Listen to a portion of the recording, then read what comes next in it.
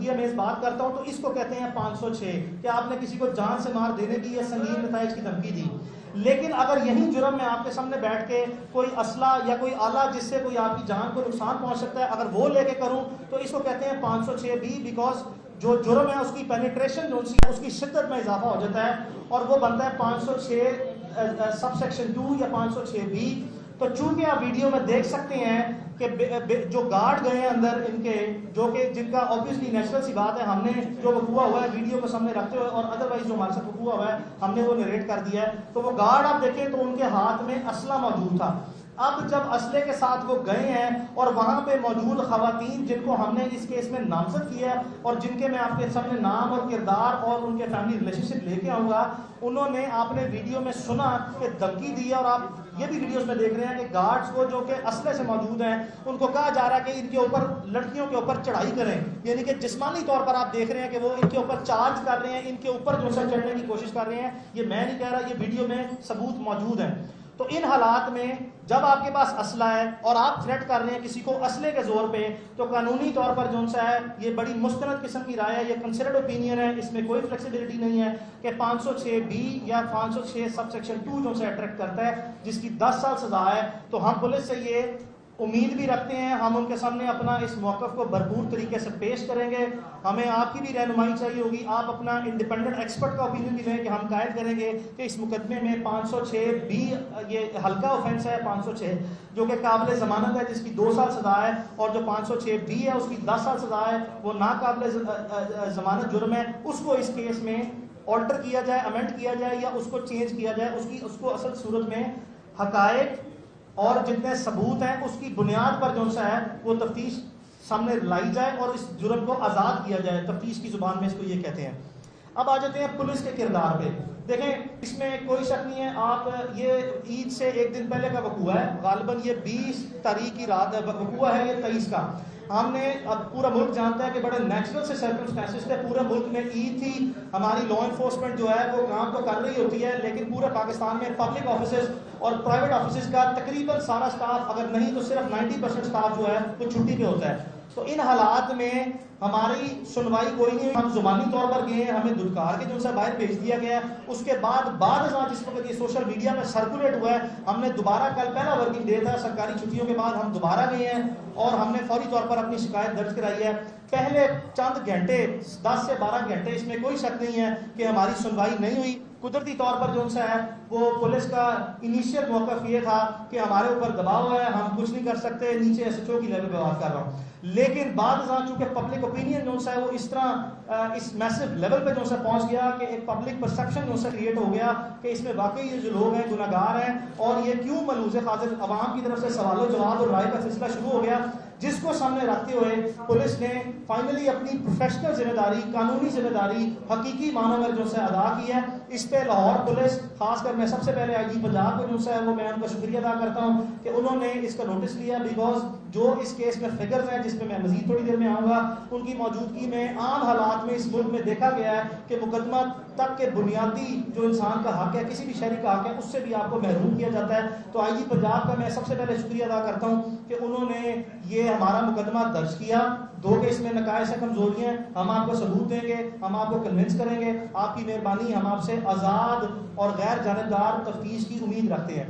दूसरा मैं शुक्रिया अदा करूंगा CCP लाहौर का, चौधरी जुल्फ़िकार का। मैं इनको पुराना जानता हूँ, 10-15 साल से स्पेशल पुलिस ऑफिसर हैं, कभी इनकी शोहरत जो सी है बुरी सुनी देखी नहीं गई।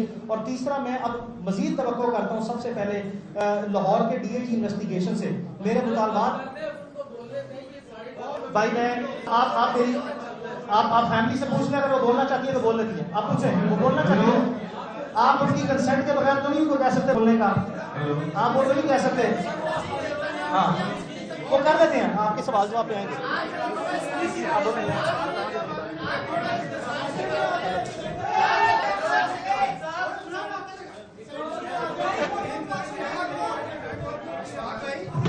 यहाँ पर फोटोग्राफी नहीं हो रही, बराए मेहरबानी उनको जगह दे दीजिए, फोटोग्राफी ना करें।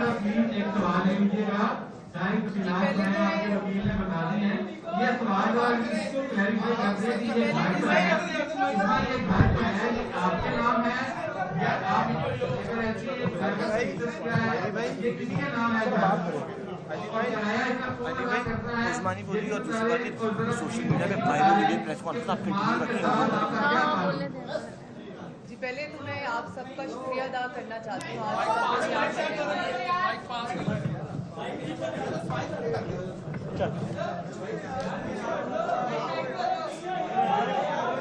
जी आप करेंगे तो मैं बोल सकूँ।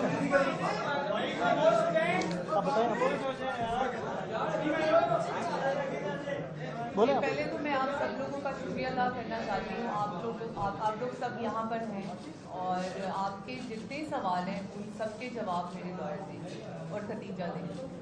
आपने जिस तरह के सवाल करने आप सब सवालों के जवाब मेरे लॉयर और खतीजा देंगे। देखिए ये बात नहीं है, मुकदमा आपसे रिलेटेड है, आप जरा प्लीज मेहरबानी करें। मैं बातें बता रहा एक तो दूसरा ये है कि ये बता रहे मैं दे रहा जवाब जी, मैं दे रहा जवाब जी, मैं जवाब दे रहा हूँ। देखिए लेकिन मैं ये घर जो सा है वो उसका एग्रीमेंट मेरे पास है, मैं आप सबको एक कॉपी दे दूंगा। ये उस्मा साहबा को दें मेहरबानी करें। वो मैं उस्मा साहबा सुने, मेरी आपसे गुजारिश है, उस्मा साहबा ने ही मुझे प्रोफेशनली एंगेज किया है सिर्फ इसीलिए कि मैं इसके तमाम अच्छा इसके तमाम कानूनी पहलू मैंने डिस्कस कर लिए हैं और उन पर मैं बात की। अच्छा मैं इसमें बाबर नसीम जो सा है जी वो घर के मालिक है, ना ही उस्मान के कोई रिश्तेदार है, ना ही उस्मान के कोई रिश्तेदार है। जी मैं दूंगा जी, अदालत में भी आप लाजमी तवक्को करेंगे, मैं दूंगा। बिस्मिल्लाहिर्रहमान। यार एक बात सुनने, हमें बात सुने, एक सेकेंड बात सुने। यहाँ किसी हमने आके कि मीडिया पे तोहमत नहीं लगाई, आप रिलैक्स करें। 1 मिनट आपको और चाहिए, उसके बाद प्रेस कॉन्फ्रेंस खत्म है। और ये बात आप इम्पोज नहीं कर सकते उस्मा पे बोलने की। ऑलरेडी हम पे मलिक रियाज का प्रेशर है, हम पे मलिक आप प्लीज 1 मिनट दे दें। जरूरी बात ये आपको ये शवाहिद, आपको ये डॉक्यूमेंट देखिए उस्मा की जान को खतरात लाहक है। आप इस चीज की सेंसिटिविटी को अंडरस्टैंड करें। उस्मा खान की जान को खतरात लाहक है, इसीलिए प्रेस कॉन्फ्रेंस की है। प्रेस कॉन्फ्रेंस जो सा मीडिया प्लेटफॉर्म जो सा है वो किसी भी शख्स के लिए जो कि विक्टिम है किसी चीज का, उसका राइट है। प्रेस कॉन्फ्रेंस की है। अच्छा अब मेरी गुजारिश आपसे ये है। अच्छा दाऊद भाई सवाल ले लें। दाऊद भाई सवाल कर लो यार। जी मैं सवाल कर, मैं मियां दाऊद आपको सवाल दे रहा हूँ आपसे। मैं मियां दाऊद आपको सवाल, मियां दाऊद इस घर की मलकियत एक थर्ड पार्टी के नाम पे है जिसे हम नहीं जानते। ये उस्मा के करीबी दोस्त हैं बाबर, जिसके नाम पे इस घर का किराया नाम है, और वही हम तफ्तीश उनको पे देंगे। तो जो ये उनका क्लेम है कि ये उनके खामन का घर है, ऐसी बात कई तौर पर नहीं है। अच्छा उस्मान मलिक के साथ 2 साल पुराना ताल्लुक है। ये जितनी बातें हम जो क्लेम यहाँ पे करेंगे, कोई ऐसा क्लेम नहीं होगा जिसका हम सबूत ना दे सकें। उस्मा का ताल्लुक 2 साल से है। उस्मान मलिक जो है वो उस्मा से शादी करना चाहता था। 5 महीने पहले उस्मा ने उस पर इनकार कर दिया, जिसके बाद अब वो जो पुराना रिलेशनशिप है उसकी बुनियाद पे जबरदस्ती जो है रास्ता कायम करने की कोशिश करता है। ये बात उस्मा के मुताबिक दिसंबर 2019 में उस्मान मलिक की फैमिली के नॉलेज में है। उसके हमारे पास सबूत है कि उस्मान मलिक और उसकी फैमिली के दरमियान जितनी मोबाइल कन्वर्सेशन है, मैसेज की सूरत में, वो हमारे पास मौजूद है, वो भी हम पेश करेंगे। तो इसका रिलेशनशिप जो है वो यही है, इससे उसकी इस्लाम से और मेरी दोस्ती थी और इसे शादी करना चाहता हूँ। यार एक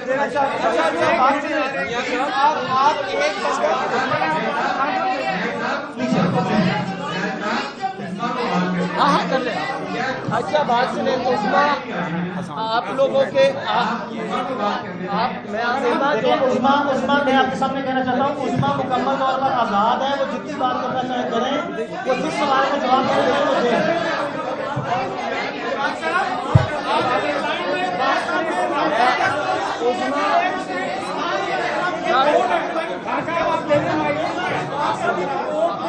आप उस्मा से सवाल करें। मैडम आप उस्मा को माइक दे दो, just give her the mic. आप बात सुने। आपने से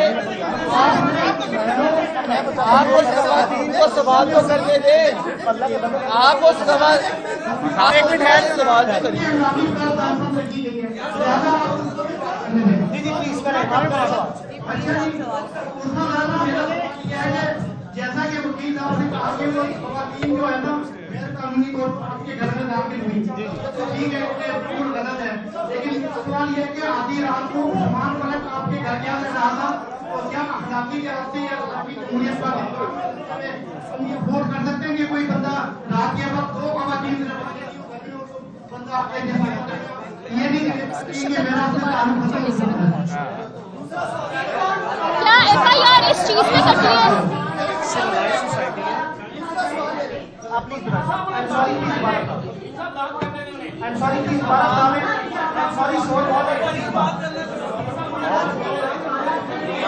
आवाज नहीं आ रही। आमना मलिक ने आपको कितनी दफा वार्न किया था कि मेरे खामद के साथ आप ताल्लुकात कायम ना करें? अगर उन्होंने आपको ये वार्न किया था, आपने वीडियो में कहा कि जबरदस्ती आपको ठीक है, ठीक यहाँ पर क्यों नहीं आई? जी और किसी का भी सवाल है? आप वीडियो के अंदर मैडम आप वीडियो के अंदर साफ दिख रहा है, जिस वीडियो को आप हवाला दे रही है उस वीडियो में साफ दिख रहा है कि आपने बारहा उनसे माजरत की है। किस बात पे आप माजरत कर रहे हैं? पहले सवाल का जवाब है।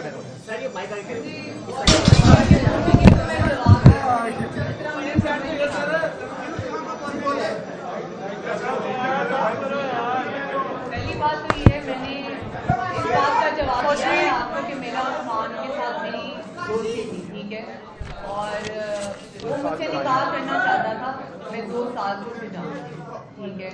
और रही बात उनकी वाइफ की, उन्होंने मुझे कभी फोन नहीं किया, इसका कोई एविडेंस नहीं है। और इस चीज़ का कोई एविडेंस भी नहीं है, और उन्होंने मुझे कभी एक कॉल भी नहीं की। मैंने उन्हें देखा पहली दफा उसी दिन उसका मेरा वीडियो में माजरत किस बात की कर रही है? वीडियो में आप वीडियो में माजरत किस बात की कर रहे हैं? गन रखी हुई थी, इसीलिए मैं उन्हें कह रही थी कि मुझे एक चांस और दे दे प्लीज, आप मुझे माफ कर दें। ऐसा कोई वाकया पहले नहीं हुआ। वो चांस देने से मुराद ये होती है कि जब आपकी जान जा रही हो तो आप कहते हैं कि अगर आपको ये एतराज है मेरे के साथ रिलेशनशिप है तो मैं नहीं, ऐसा कोई नहीं है। वो चांस की बात सिर्फ इस वजह से है, मैं क्या बताऊँ, नहीं मैं अगर चांस की बात सिर्फ इसीलिए है कि अगर आपको इस रिलेशनशिप में एतराज है तो रिलेशनशिप नहीं रखा जाएगा भाई। जो भी इससे पहले हमने बहुत से ऐसे केस देखे हैं, बहुत से ऐसे केस देखे हैं बीच में लोगों के साथ फिर लेन देन हो गया, मामला तय हो गए और बड़ी रकमें ली है। जदोई का कराची में केस इसी तरह का था और उसमें उन्होंने फिर भारी मुआवजा लिया लड़की। बहुत अच्छा सवाल है। आप भी ऐसे ही ड्रामा नहीं, पैसे कैसे लेने का प्रोग्राम करके लंबा दौड़ा। ऐसा कुछ होता तो मैं आज यहाँ ना होती। आपको क्या लगता है ऐसा कुछ होता तो मैं यहाँ आज आप लोगों के सामने ना बैठी होती? अगर मुझे बात खत्म करनी होती, लेन देन ही करना होता, तो मैं ये मुकदमा ही ना दर्ज करता। अच्छा मियां साहब एक मिनट यार, 1 मिनट। जी बताएं। जी भाई बताएं। मियां साहब ये जो घर के एग्रीमेंट से मुतालिक आप बता रहे हैं, थोड़ी डिटेल हमें बता दें ताकि साउंड बाइट हमारा निकल आए। चले भाई का सवाल है। मिस वन भाई मैं यार ये घर की फातिमा एक मिनट फातिमा एक मिनट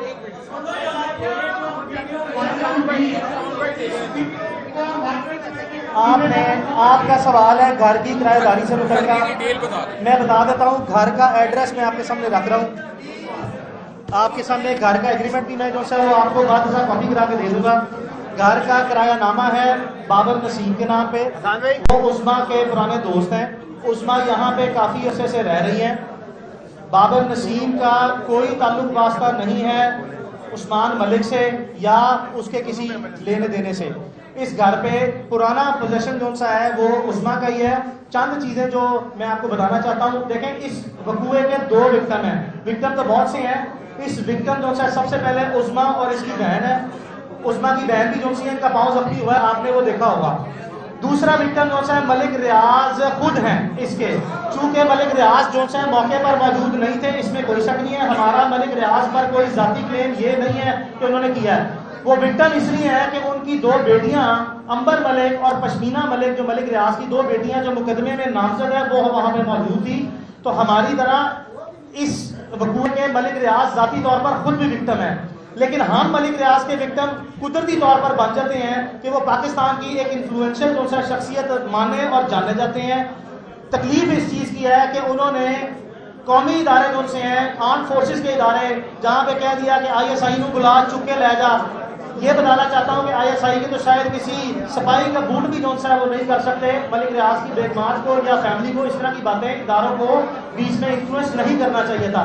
तो एक इसके विक्टिम ISI वाले हैं, एक आपके सामने ये है, एक मलिक रियाज उनकी बेटियों के और अपने रिश्तेदारों के विक्टिम खुद जाती तौर पर है। अच्छा जी, मुनीर साहब, प्लीज